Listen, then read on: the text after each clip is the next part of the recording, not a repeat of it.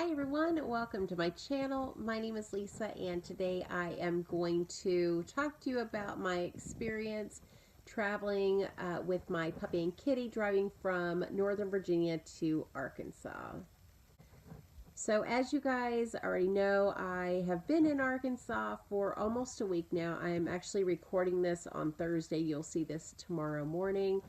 And I just wanted to do a quick story time and tell you guys how this drive went. You guys know I have been kind of stressed out about traveling with my animals. I had taken both of them to the vet, had them checked out, talked to my vet about sedating my cat, and even got a prescription for gabapentin. I prepared my trip probably 2 months in advance. I started selling the things in my home because I was only going to move my fur babies and anything that would fit in my car, which I have a 2014 Kia Soul, which means not a whole lot.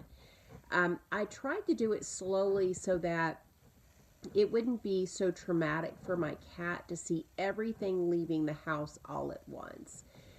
Leading up to the move, things went pretty well. I did try to give my cat the gabapentin the day or two before the trip because I wanted to know how it would affect her. And I saw a little bit of a change. I could tell she could tell that something was not right with her. She was a little freaked out, but really not too much of a difference. Maybe just made her a little relaxed. The vet gave me 100 milligram capsules of gabapentin and told me to sprinkle half of a capsule in her food and feed it to her. Well, the problem with that is that, first of all, there's no way to be sure that you're actually putting half of the capsule in the food. And the second part is, unless you are feeding it directly to her, just putting it in the food, it was impossible for me to tell exactly how much of the gabapentin my cat actually consumed. So fast forward to the morning of the move. I had everything pretty much ready the night before. I had packed up the last of the odds and ends, put everything in the car that I could, aside from like my computer equipment. And so the morning of, I just had my laptop, my monitors for work, and just really the fur babies, and that was pretty much everything that needed to be done the morning of. So I did take the time to try to feed my cat and my dog, tried to put the gabapentin in her food, which I did put it in her food, but she knew something was up and refused to eat. So she got none of the gabapentin the morning of. I loaded them in the car at 6 a.m. and my cat meowed for maybe the first, I don't know, 10 or 15 minutes and then was quiet the rest of the way. Chewy did great. He slept in the passenger seat. I had him buckled up. Tink stayed in her crate with some food and water.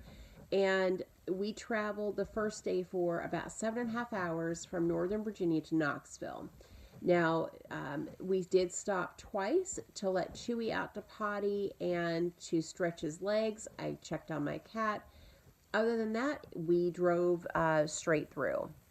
So about 3 o'clock in the afternoon on that Monday, we made it into Knoxville. We stayed at the La Quinta Inn. I didn't have any problems checking in. I had booked my stay in advance. I was not charged a pet fee. Check-in again was really easy, and the fur babies and I got into the room. Now, I did check the room before deciding what I was going to do with my cat. I made sure she couldn't get under the bed, behind the bed. Everything looked, very pet friendly. So I put her in the bathroom to start just to see how she would do. And I opened up the crate, put her litter box in there, and I just left her alone for about 30 minutes. I did hear her after that 30 minutes. I could tell that she was moving around in the bathroom, so I did check on her, and she had gotten underneath of the sink. In the La Quinta Inn that I stayed in, the sink had kind of like a cabinet almost, or a piece of furniture that the sink dropped down into so my cat could get underneath of it. I left the door open and let her decide when she was ready to come out of the bathroom and join Chewy and I into the hotel room. And, she found probably the only tight spot that there was between the bed and the nightstand and kind of wedged herself in between there and stayed there for a good bit. I did put food and water out for her, and she showed a little bit of an interest, so I tried to put more gabapentin in her food. And she maybe took a couple bites, and that was about it. I left her alone, and she started to relax a little bit in the room, and I'll insert a clip of the room now so you guys can see what that layout was like and see, I think I might have gotten a video of my cat as well. If not, I did get a picture and I'll put that here as well. Hey everyone, we just made it to the hotel. Tink is checking everything out. She is freaked out right now. She did really great in the car. I put her medicine in her food this morning and she was not having it. So she did the entire ride with no medication. She did great. And Chewy slept the whole time. So this is our room. It is a king size. So it's really good size. There's a king bed, lamps, a desk, a couch. Maybe that's a Paulette, I don't know. A little table, chair, and side table. And then, of course, out to the parking lot. And Tink, she's just checking stuff out. I do like that they have... you cannot get underneath the bed. So I did not have to bust out the aluminum foil. I don't know if she could get underneath of the couch, but even if she could or get back behind it, it would be fine. I could get her out, no problem. I could just tip the couch over, but she's just checking out. I think she's trying to find somewhere to like get underneath, but she's sniffing. So anyway, I'm just really glad that they did okay. Let me go in here and show you guys. Oh, here's all my food and stuff because I'm staying on budget. Bread, I've got peanut butter and jelly, granola bars, all the things. And then here is another table. I've got my crap all over it because, like I said, we just got here. And this is the new carrier that I got for Tink. It is really tall, really long, and she did really well in it. So I am going to... while she's checking everything out, I would like to get back in the bathroom where I put her her food. I don't want her to get back in there because there is a place in the bathroom where she can get underneath of the table, and I really don't want her to hide. I want her to check everything out. So I know, my love. Yeah. So sorry I didn't vlog on the way. Oh, this is her litter box that I brought from home. I love this thing. And, oh, maybe she's got to go tinkle. I wanted to make sure I brought her litter box, her litter. It still has some of her pee and poo inside of it. I went ahead and brought all of it so it would have all of her smells and she would feel really comfy. So Chewy wants to get up on the bed but can't because he's so short and the bed is so tall. Chewy, you want to get in the bed? Meow. Sorry, I should have put the light on. Is there a light in here? I guess there is. Let me put a light on. There she is. Hi, gorgeous. I'm really proud of her. She did really good. So there is a microwave. There's a little mini fridge. I have a few things to put in there like drinks. Looks like they have coffee, but they do have coffee in the lobby. And I did see, they did say that they will have breakfast in the morning, which is great. All right, I'm gonna sneak in here and while Tink is hiding, I'm gonna get her food out of here. So this is the bathroom. So there's a sink. And this is the only spot, like I tried to put her food under there just so she might eat a little something, but she didn't. So that she can get under and that wasn't good. Toilet. Nice bathroom, shower and tub, towels. So yeah, nice. All right, I am going to get her food out from underneath of here and see if I can get her to eat a little bit and use the bathroom. And I will check in with you guys later. So now we've been in the hotel room for a little while. My cat is relaxing a bit, and so I decided I was going to run out to the car real quick and grab some stuff. I was on the phone distracted, and when I came back, my dog had eaten the cat's food with the gabapentin in there. Y'all,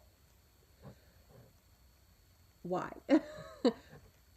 Why? Chewy, why? You know, this dog, I should know better than to leave him.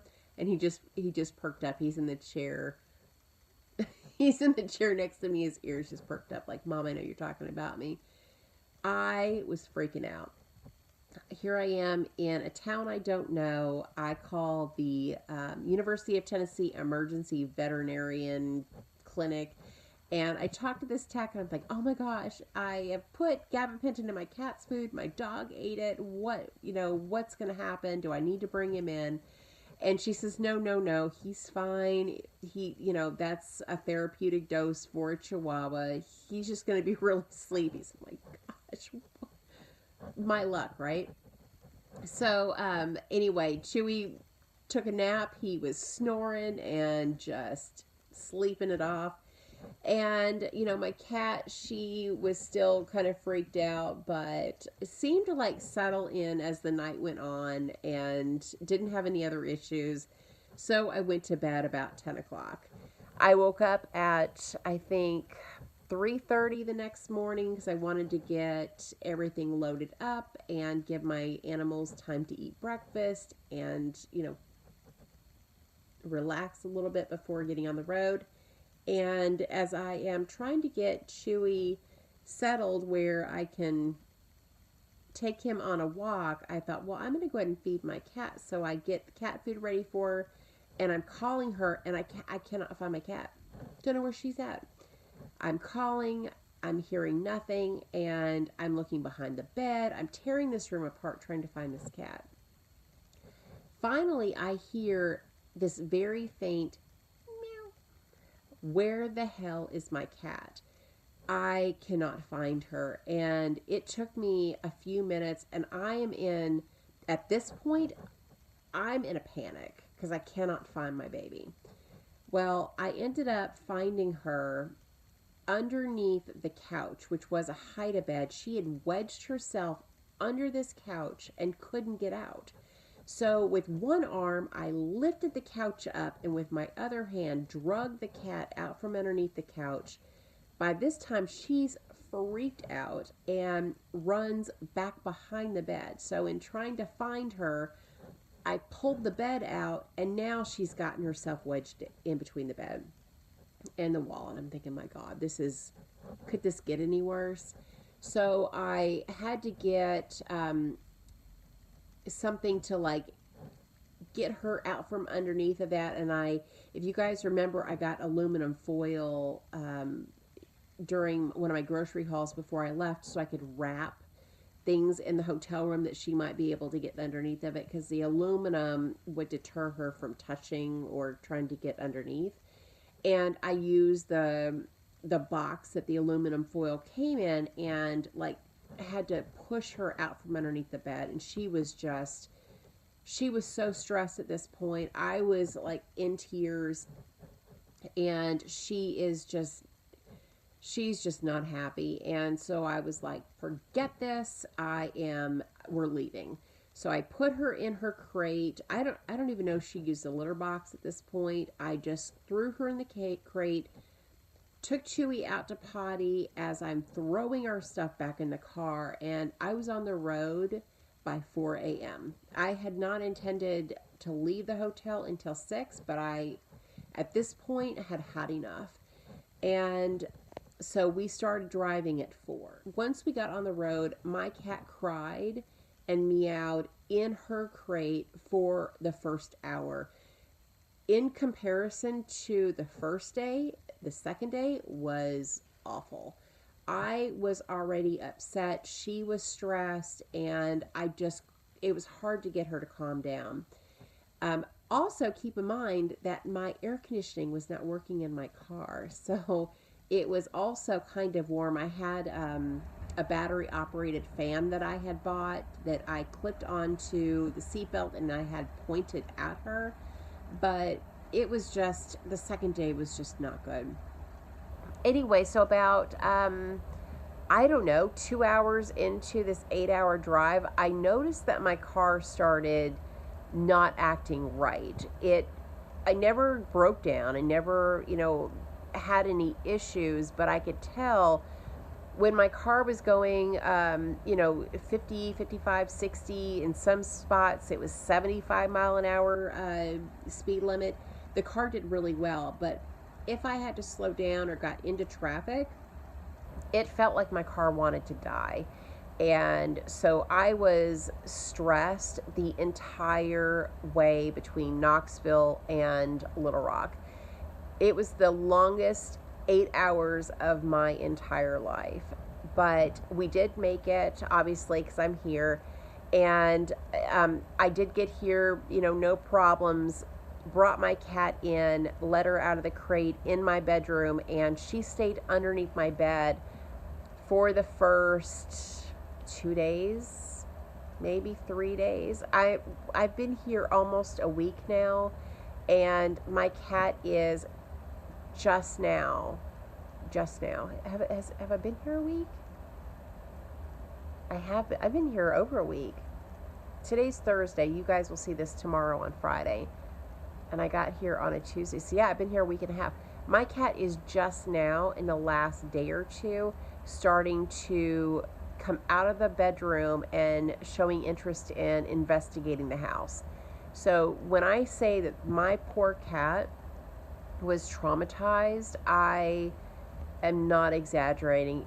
This has been so incredibly stressful, but it seems like things are kind of turning around. And I feel like this sounds so very negative, but this was my experience, and let me tell you, I will never, ever travel with my cat again. I'm staying put. We're staying in Little Rock. No matter what happens, I am not moving with this cat. So it has been an experience, to say the least, and not one I want to do again. And I told my best friend after I got here, I said, remind me that I never want to make this drive again. It was really, that is a long drive between Northern Virginia and Little Rock. It's a total of, I think, 15 hours, not including rest stops, and it was really hard for me. I am no spring chicken. I'm closer to 50 than I am 40, and it was hard on me. It was exhausting, and definitely hard on my kitty. Chewy, by the way, did great, had no issues with him at all. He could go anywhere, be anywhere, travel for days on end, and he would do great. But for my cat, it was pretty traumatic. So anyway, I am just so glad to be here and be settled. I will do a tour of the house probably after this weekend. My daughter and I, she hasn't posted a video in a while. It's just been kind of crazy here, but I will do a tour of the house. My ex-husband and I bought this mobile home. It's a 16 by 80, so it's, what is that, around 1,300 square feet, 3-bedroom, 2-bathroom house, brand new, right before my kids were born. So it is 24 years old, and mobile homes don't have the best insulation to begin with, and, 24 years after being purchased, it's not getting any better, but I will give you a tour. I'm sitting in the living room right now. It's still in really good shape. I mean, he took really good care of it, and we just want to get everything unboxed and situated so that, when we show you what our home looks like, it'll look nice. I don't want to show you, a bunch of boxes and all that good stuff. So anyway, thank you guys so much for hanging out with me, and I hope you guys enjoyed my story of traveling from Virginia to Arkansas with fur babies. Let me know down in the comments below if you have ever traveled with animals, if you had a similar experience. I would love to hear about it. Thanks again for watching, and I hope you have a great day or night wherever you're at.